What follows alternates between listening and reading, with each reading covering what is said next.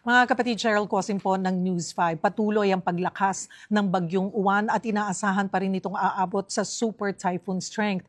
Bagamat ngayong gabi pa lang or bukas ng madaling araw, Sabado, ito papasok ng Philippine Area of Responsibility. Ang Pag-asa nagtaas na ng Tropical Storm Warning Signal number 1. Ito ay sa bahagi ng Bicol Region at maging sa mga probinsya na nasa eastern section po ng Visayas. Katulad yan ng Cam Sur, Cam Norte, Catanduanes, Albay, dyan po sa summer provinces, kasama ang Leyte, Southern Leyte, at ilang pang bahagi po, kasama rin dyan ang Cebu, ang Romblon, Masbate, at Borias Island. So maging handa po tayo. Pero maliban po sa hangin na dulot nitong bagyong Uwan, ay kailangan maghanda rin po tayo sa dami ng ulan na bitbit nitong bagyong Uwan.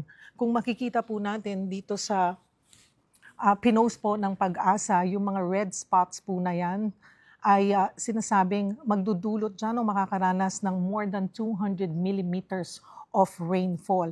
Kasama po dyan ang Cagayan, ang Ilocos Norte, Apayao, Abra, Kalinga, ang Isabela, Ifugao, Quirino, Aurora, Nueva Ecija, Pangasinan, Nueva Vizcaya, Benguet, La Union, Ilocos Sur at Mountain Provinces, maging ang Abra. Mga kapatid, pag sinabi pong 200 millimeters of rainfall or more, ibig po sabihin nito ay malakas, tuloy-tuloy at delikadong pag-ulan po ito. Ito'y maaaring magdulot ng pagbaha, ng landslide at pag-apaw ng mga ilog. Kaya kailangan po maging handa kayo at makinig po kayo sa abiso ng mga authorities sa inyong mga LGU at tumutok po sa updates ng Pag-asa. Ang 200 millimeter of rain, hindi po ito basta ulan. Ito po ay babala ng panganib.